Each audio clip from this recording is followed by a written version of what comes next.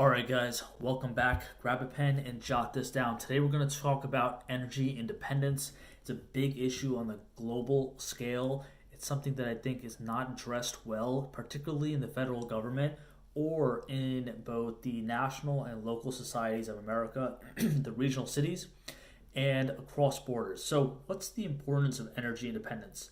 In most cases, the the population will talk about climate change.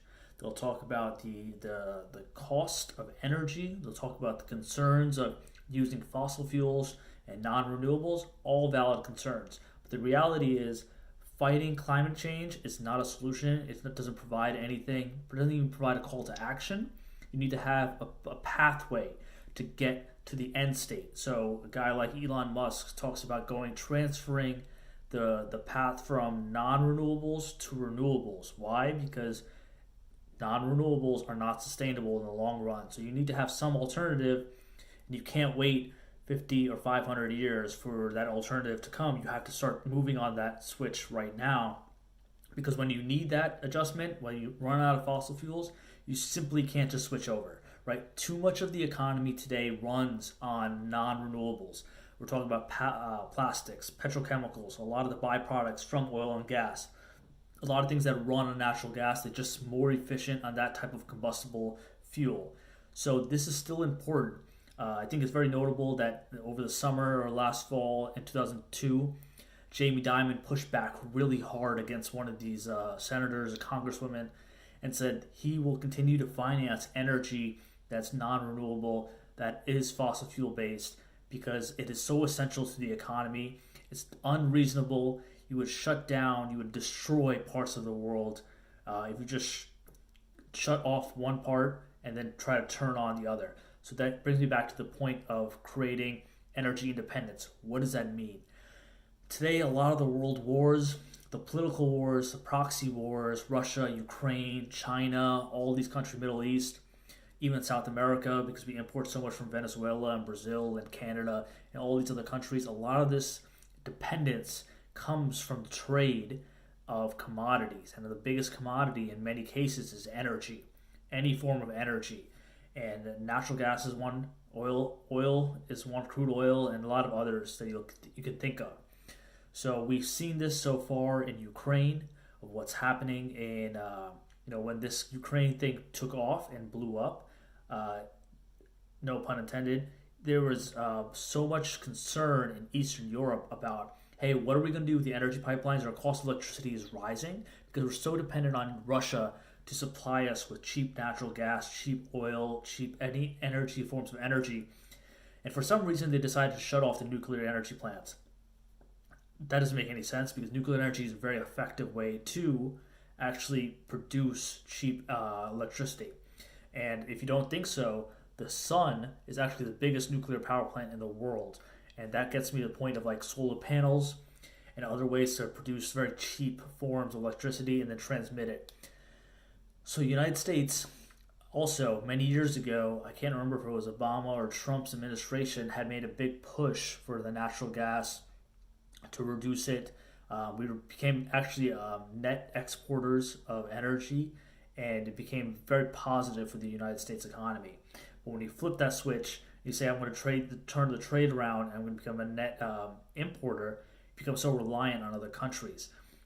And other countries don't want us to become independent, because natural resources like oil and gas is a very big commodity that they use to create to drill out of the ground and then sell it to other countries, and they make a lot of money. It's like selling water.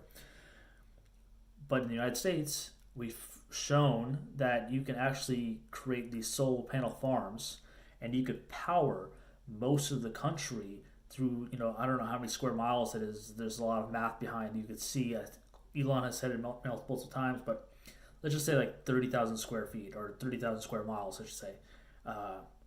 Whatever it is, it's like a small portion of Nevada or something, scientists have proven. If you did that, or you split it up and say, I'm going to create 15 different quadrants across the country, so much in SoCal, so much in New York, so much in Georgia, so much in the Midwest and Chicago and Oklahoma and Texas. I'm going to spread this out. I'm going to spend, let's just say it costs $200 billion to build the infrastructure and then to basically energize the nation. So we reduce the dependency on other forms of wind, water, natural gas, oil, all these other industries. We'll continue to use them, but now we can actually distribute energy from different areas. So we don't have to be so reliant.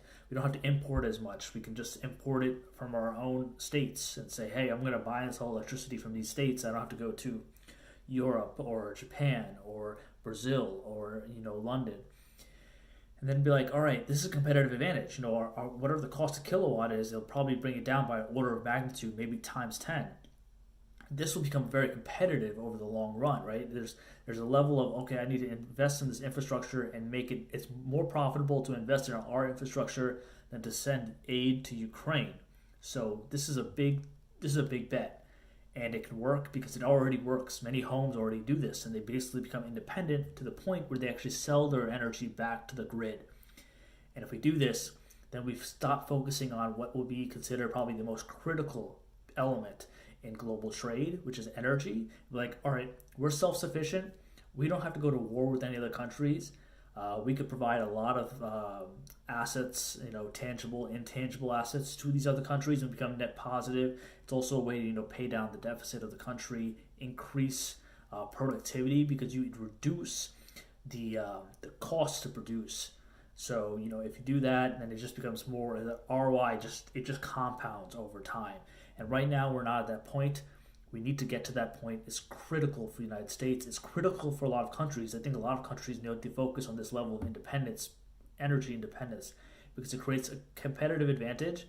And if you do it on a renewable basis, nuclear, hydro,